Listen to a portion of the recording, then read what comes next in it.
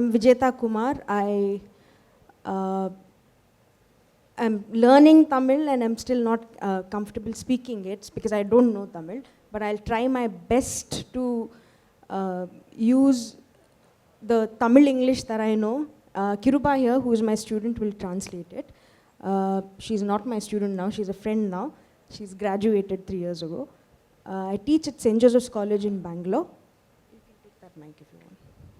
Okay. Do you want to do it line by line? Okay. In Dalit literature, the idea of humor, I thought of speaking today because, sorry, yeah, introduce. So அவங்க பேர் விஜயதா குமார். அவங்க send Joseph's காலேஜில் work பண்ணுறாங்க. நான் அவங்களோட student Kripa. இந்த வாய்ப்பை தந்ததுக்காக நீல பண்பாட்டு மையத்துக்கு என்னோட நன்றிகளை தெரிஞ்சுக்கிறேன். You can start Vijay. Okay. In teaching literature in an English-speaking classroom, it's very scary because English is not my mother tongue. My mother tongue is Konkani and Kannada. But I had to teach students in English, and it became very difficult and scary because they knew English and I didn't. And when I started to look at my community and my histories, I found that there were very few stories that I could take for them. அவங்க English teach பண்ணுறாங்க send Joseph's காலேஜில். So அவங்க English teach பண்ண ஆரம்பிச்சப்போ அவங்களுக்கு வந்து ஒரு பயமாக இருந்தது. ஏன்னா அவங்களோட மதர் டங் வந்து இங்கிலீஷ் இல்லை. கொன்கனி அவங்க அம்மா சைடில் பேசுகிறாங்க, கன்னடா அவங்க அப்பா சைடில் பேசுகிறாங்க. So my stories, if I have to talk to these students, I didn't find them. I tried to Google the word Dalit. When you Google, a list of things will come. And the only things to appear there are Dalit man murdered, Dalit woman raped, Dalit manual scavenger. As if these are the only accounts on Google of Dalit life on the internet.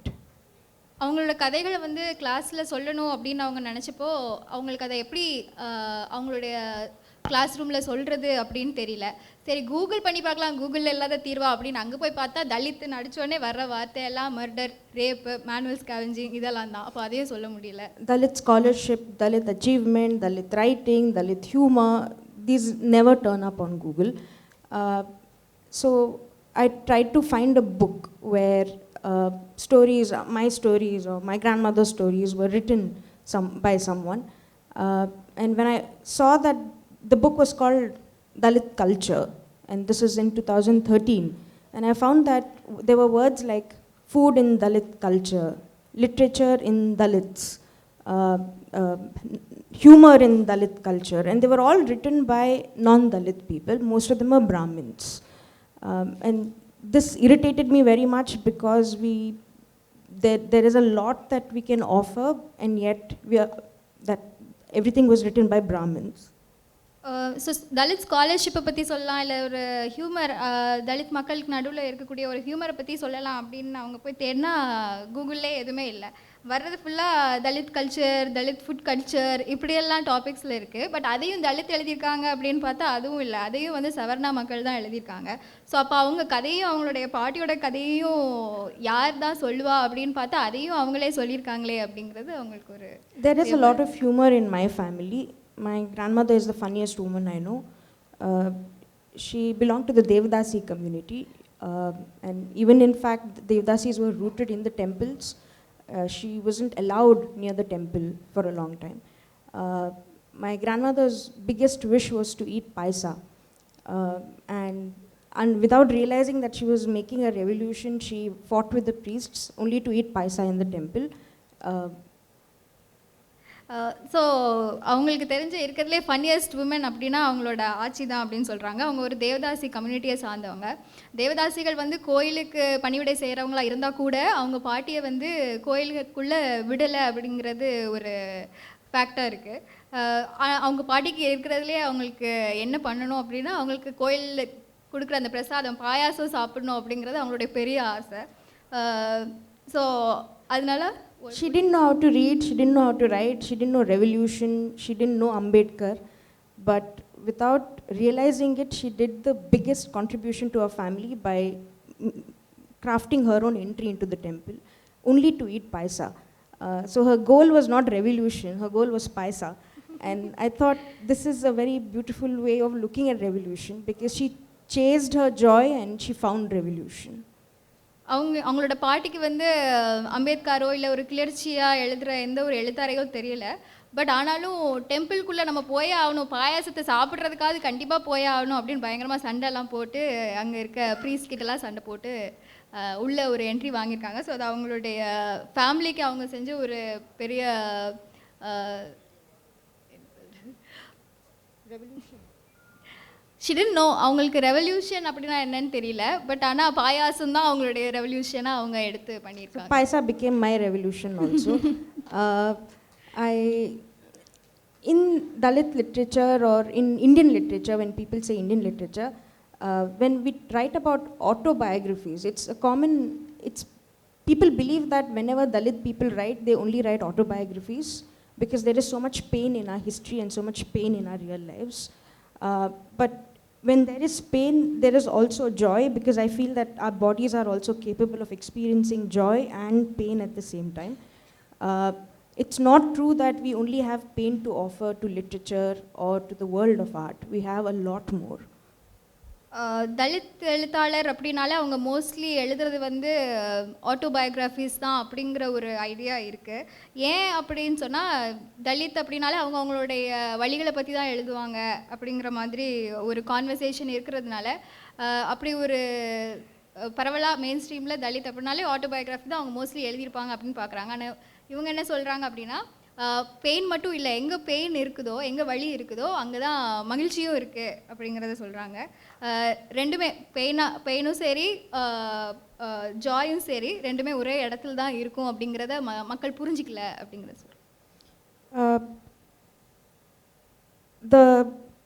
In Indian autobiographies, all the Brahmin writers also produce autobiographies which is full of suffering. I can't imagine what suffering they have, but autobiography is usually suffering, they say.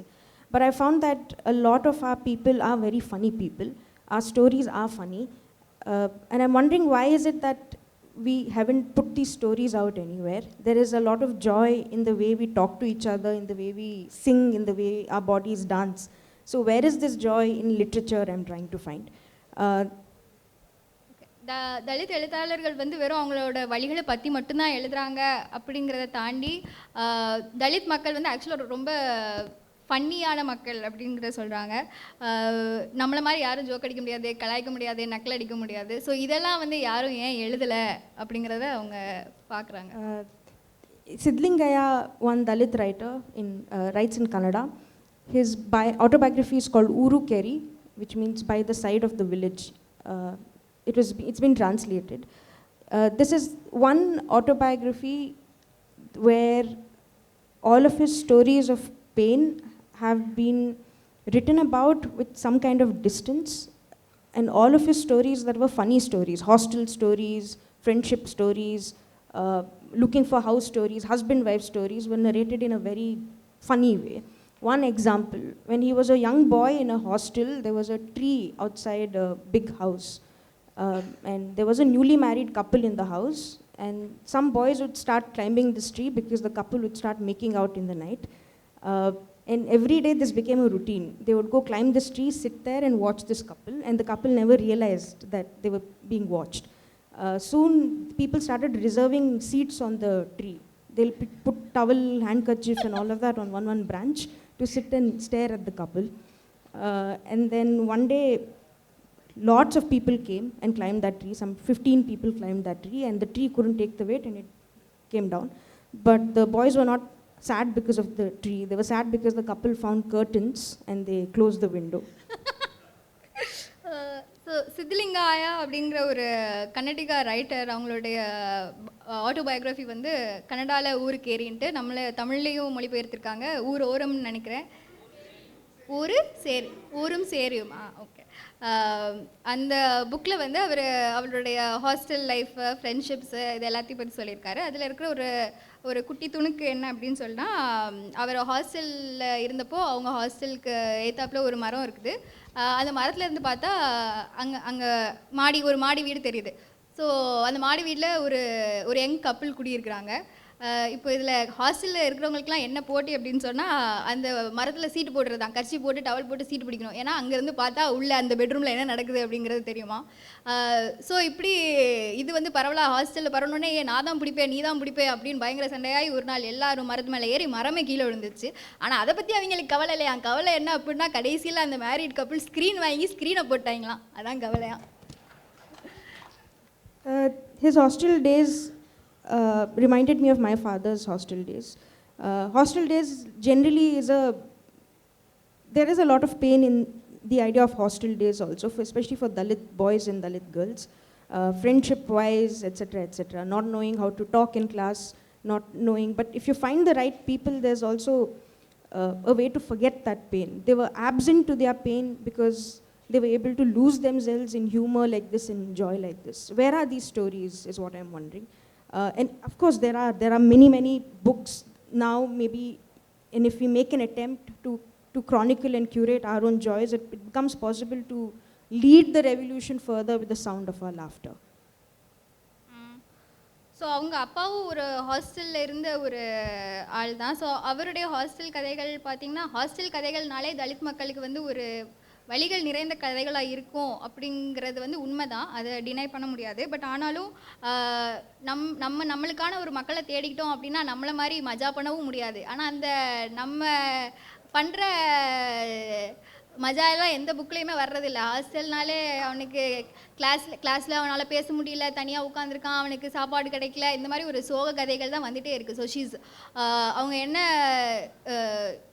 Wondering எப்படி சொல்கிறது, she's wondering எப்படி ஏன் இந்த மாதிரி humour stories ஹாஸ்டலில் இருக்கிற laughter இன் தி revolution, கிளர்ச்சியில் இருக்கிற நகைச்சுவை எங்கே இருக்குது அப்படிங்கிறத அவங்க தேடுறாங்க.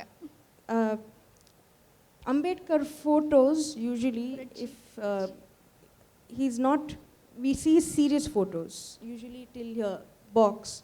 You have photos of Gandhiji is laughing sometimes without tooth. You have photos of Nehru in friendship and all of that. Usually Ambedkar is always photographed alone on his own. And if you have Ambedkar's photos in offices, it's till here, only face and very round, very serious, always reading book.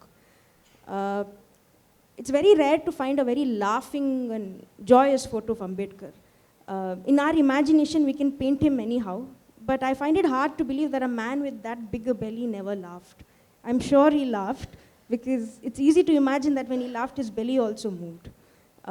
No one who has that big a belly can not laugh.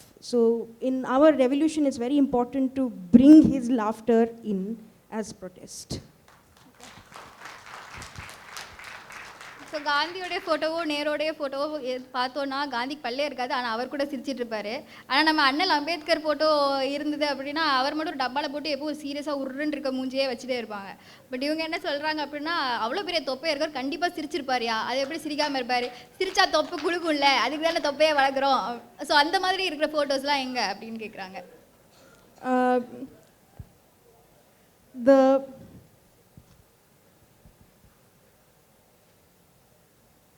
Our grandmothers and grandfathers are parents when they brought us here.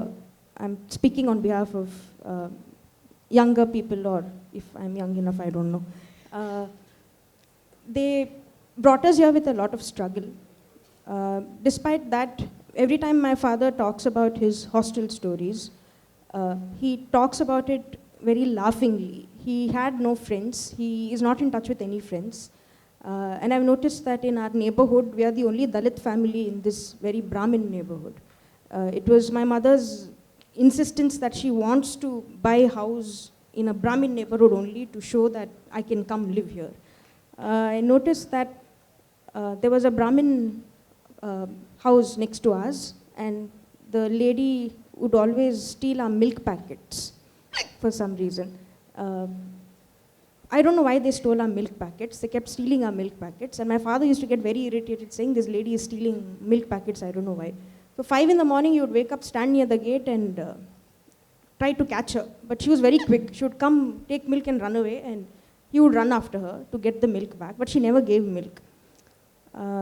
One day, my brother was cleaning his bike. No shirt. And she noticed that he's not wearing thread. And then she found out we are Dalit. After that, she left our milk packets alone. So when my dad found out that she's left our milk packets alone because we are Dalit, he said, from now on we'll put one board, Dalit house, so that no one will touch our milk packets only. This is a different kind of untouchability, he said. So,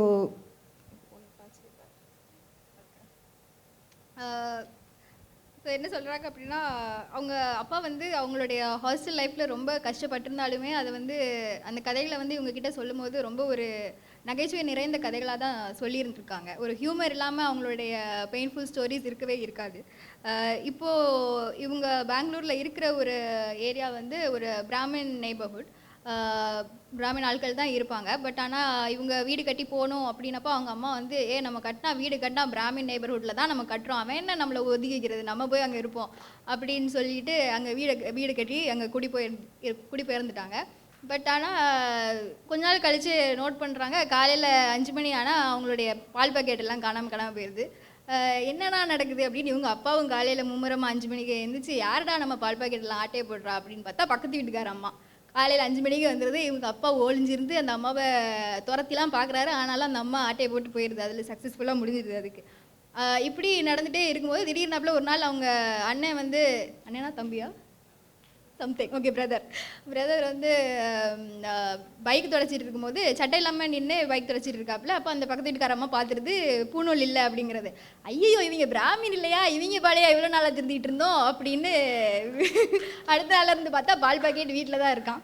அதனால இவங்க அப்பா, இதனால தான் நம்ம பால் packet எடுத்திருக்காங்கன்னு தெரிஞ்சால் நம்ம முதலையே Dalit house அப்படின்னு போட்டு நம்ம ஒரு போர்டு மாட்டியிருக்கலாமே, அவங்க என்ன நம்மளை அன்டச்சபிள்ஸ் நீங்கள் அப்படின்னு ஒதுக்கிக்கிறது, நம்ம சொல்லுவோம் அன்டச்சபிள்ஸ் நீங்கள், நம்ம போடுவோம் போர்டை அப்படின்றாங்க. These are just very few examples of the kinds of stories that all of us have in our families, whether it's the way someone eats or talks or sleeps or snores or farts or many things. I've seen that even in my classes when I teach, the Dalit students in my class are a lot more open to laughter and very quick to laugh. So if I make even if it's a dabba joke, and if I make it, there's something about the way they accept and receive this joke that makes me feel very at home. And if I look at the Savarna students, they'll all be sitting like that.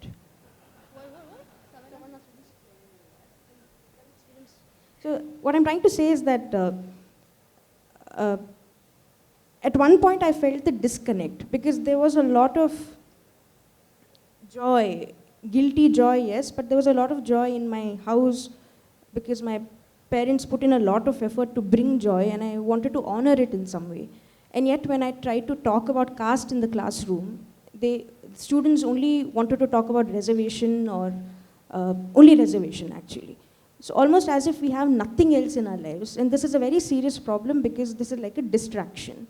Toni Morrison said this about race. She said the function of race is that it distracts people from working, because you keep responding to attacks, you keep responding to violence, and you forget your own art.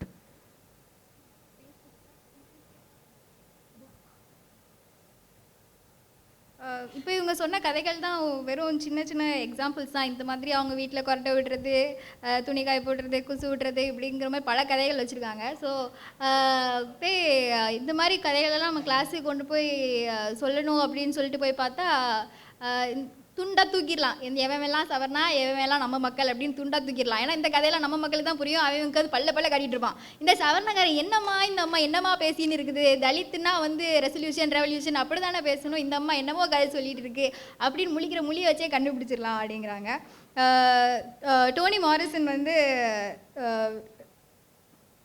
it's important for us to bring I'm talking about art, Dalit art.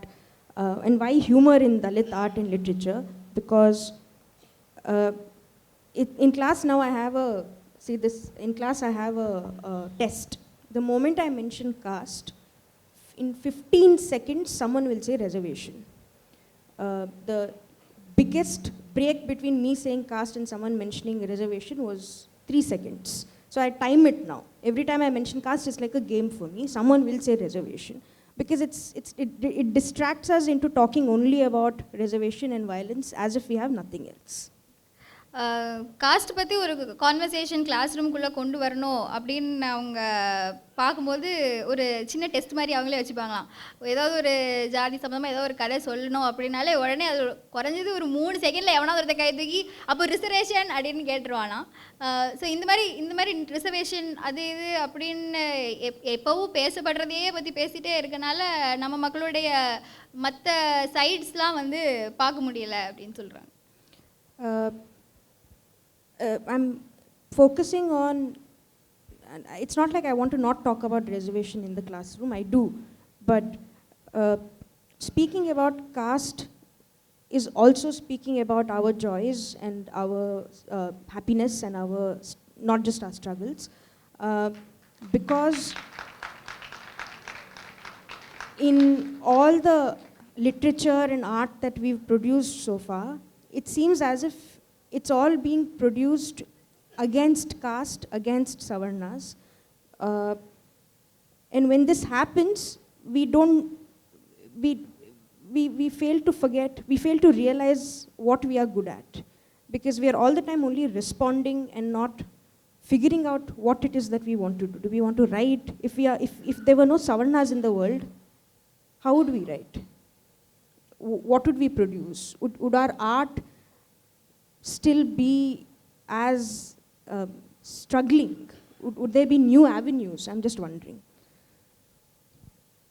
ரிசர்வேஷனை பற்றி நான் பேச மாட்டேன் அப்படிங்கிறது இல்லை. இந்த கதைகளை நான் பேசுகிறனால reservation பற்றி நான் கிளாஸில் பேச மாட்டேன் அப்படிங்கிறது இல்லை, அதையும் பேச தான் செய்வேன். பட் காஸ்ட் அப்படின்னா அதில் ரிசர்வேஷன் மட்டும் வராது, அதில் நம்மளுடைய இன்பங்கள் துன்பங்கள் நமக்கு அடிக்கிற கேலி எல்லாமே சேர்ந்து தான் வரும். ஸோ லிட்ரேச்சர், அதாவது காஸ்ட்டுக்கு அகெயின்ஸ்ட் ஒரு தலித் லிட்ரேச்சர் அப்படின்னாலே அது வந்து ஒரு சாதிக்கு எதிர்த்த லிட்ரேச்சர், இல்லை பிராமணிக்கல் ஐடியாஸ்க்கு எதிர்த்தே தான் இருக்குது அப்படிங்கிறத சொல்கிறாங்க. ஸோ அப்போது இப்படி எல்லாமே ஏற்கனவே அவன் நமக்கு பண்ணதை எதிர்த்து பேசிகிட்டே இருந்தோம்னா அப்போ நம்மளுடைய திறமைகளை பற்றி எங்கே தான் பேசுவோம், நம்ம பிடிச்சதை பற்றி என்ன தான் பேசுவோம். ஒருவேளை இப்படி சவரண மக்களே இல்லை, நம்ம ஒன்றுமே பண்ணலை அப்படின்னா அப்போ நம்ம என்னத்தை பற்றி தான் எழுதுவோம். ஏன்னா இருக்கிறது பூரா அவங்க நம்மளுக்கு பண்ண கொடுமைகளை பற்றி தான் நம்ம எழுதிட்டே இருக்கோம்.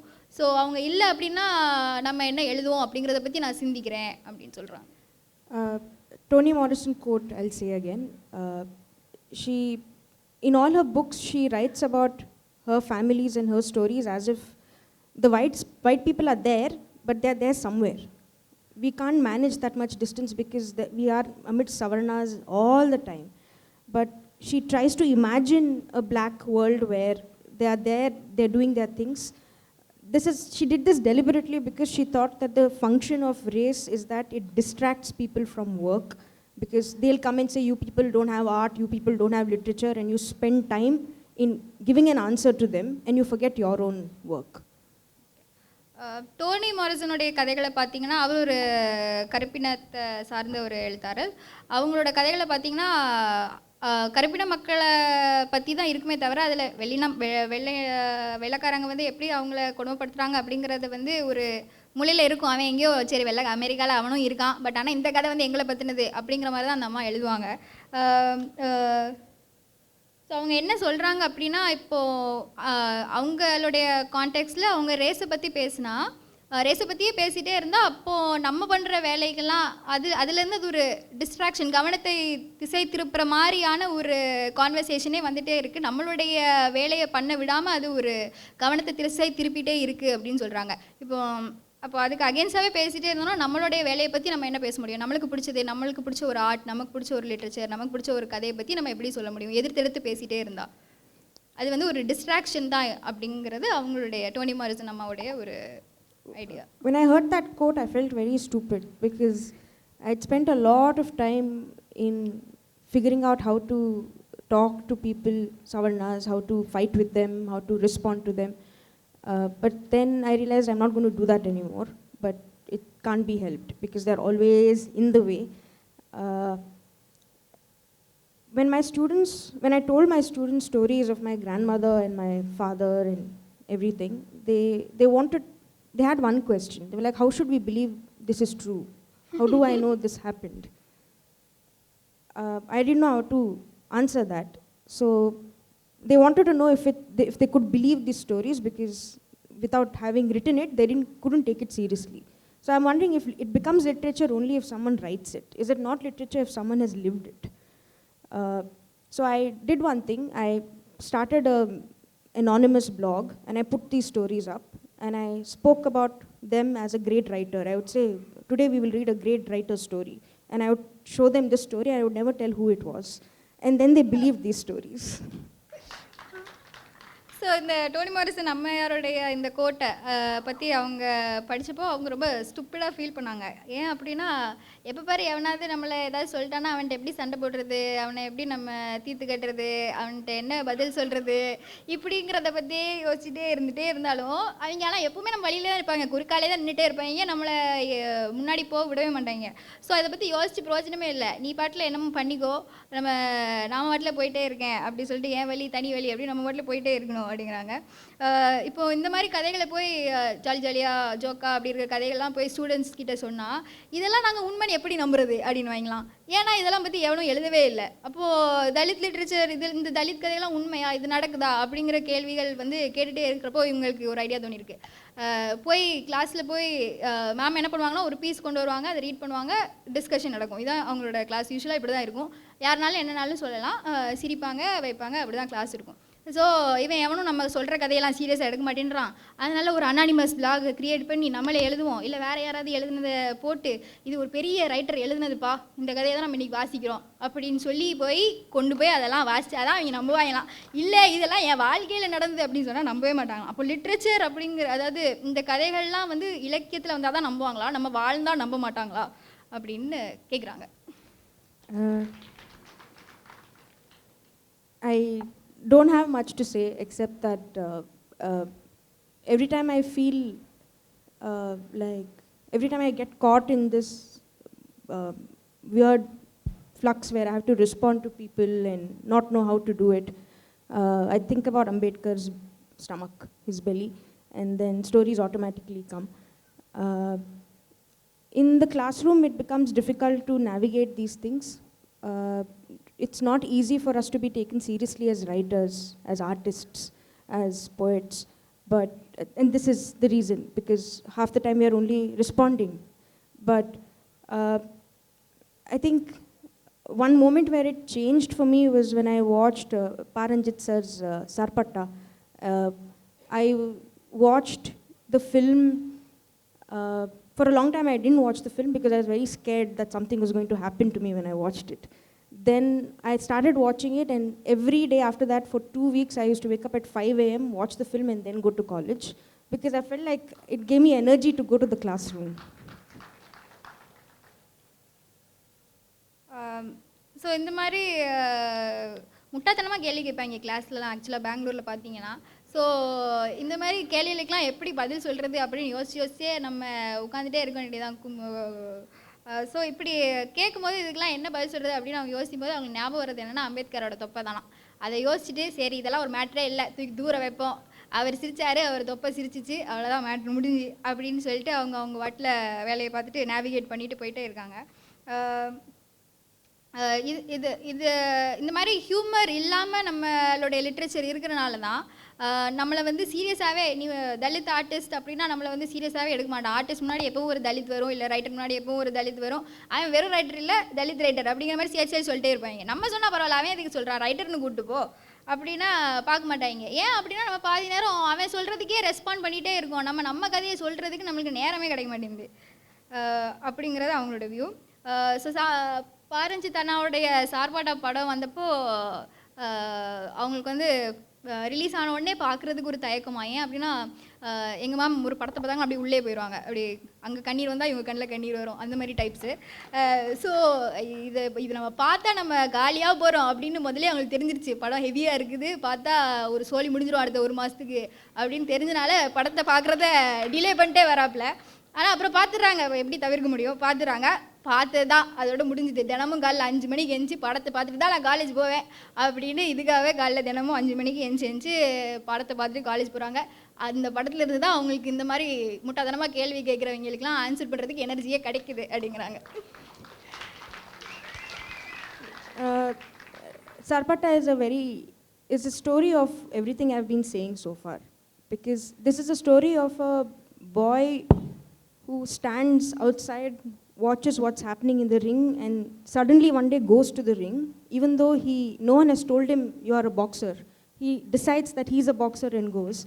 And I find this journey very interesting because no one told me, no one invites us and says, you're a writer, you're an artist, you're a director. We find it in our body somewhere, something itches, something scratches at us and says, you have to do this.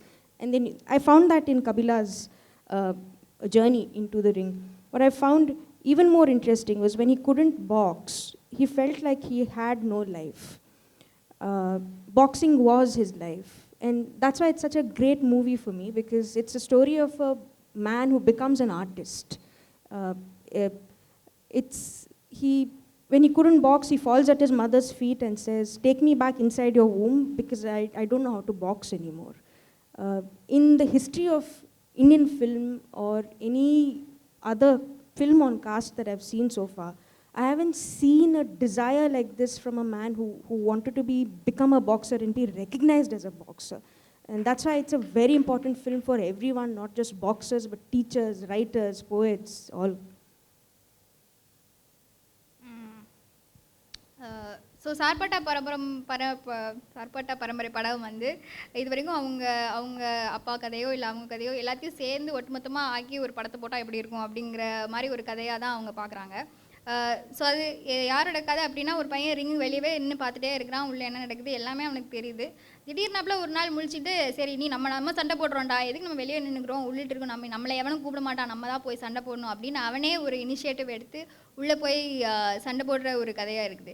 அதே மாதிரி தான் இவங்களையும் நீ நல்லா எழுதுற, நீ இங்கே வா அங்கே வா அப்படின்னு சொல்லிட்டு யாருமே கூப்பிடல, நமக்கு தோணுது நம்ம எழுதணும் அப்படின்னு அவங்களே தான் அவங்க ஆரம்பித்தாங்க. அதே மாதிரி தான் கபிலனும் நம்ம சண்டை போடுவோம் அப்படின்னு அவரே உள்ள ரிங்குள்ளே இறங்கியிருக்காரு.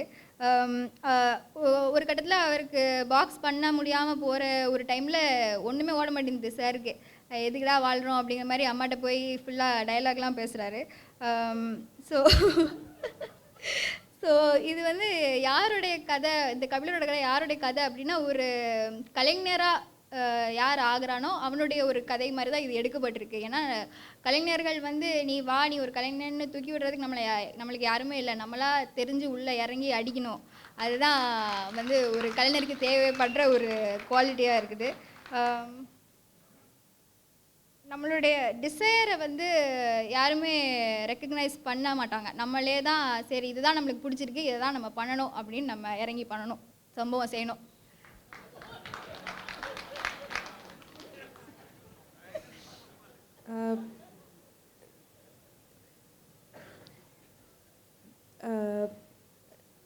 The story of the Devadasi community is, as we all know,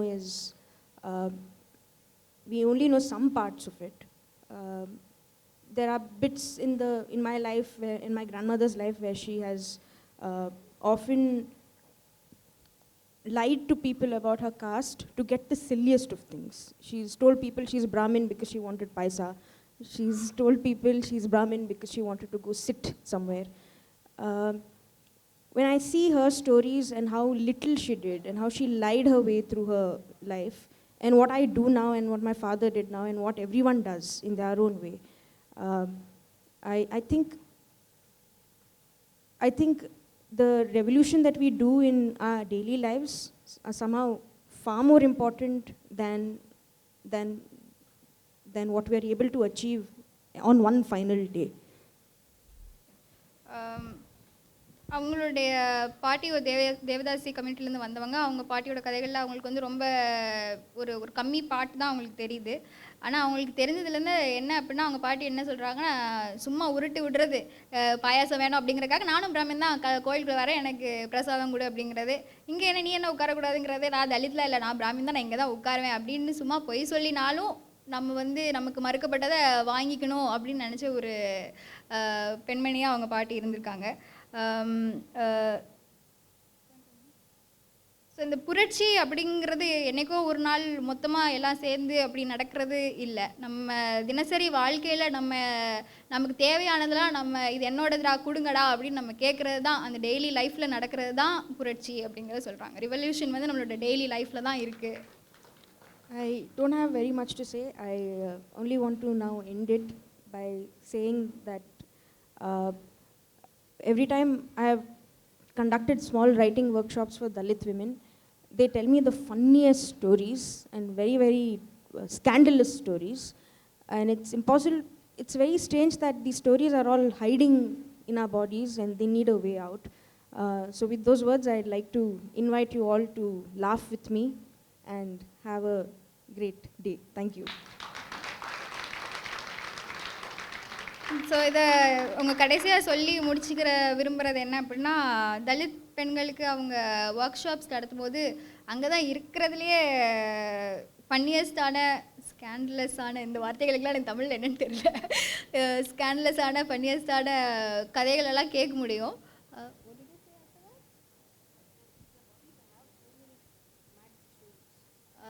இந்த கதைகள் எல்லாம் நம்மளுடைய உடலிலேயே எழுதப்பட்டிருக்கு. நம்ம தினசரி வாழ்ந்து இதை புத்தகத்தில் தான் எழுதணும் அப்படின்னு தேவையில்லை, இது நம்மளுடைய உடல்லையே இருக்குது. இந்த மாதிரி கதைகள் வரணும் அப்படிங்கிறது தான் அவங்களுடைய விருப்பம்.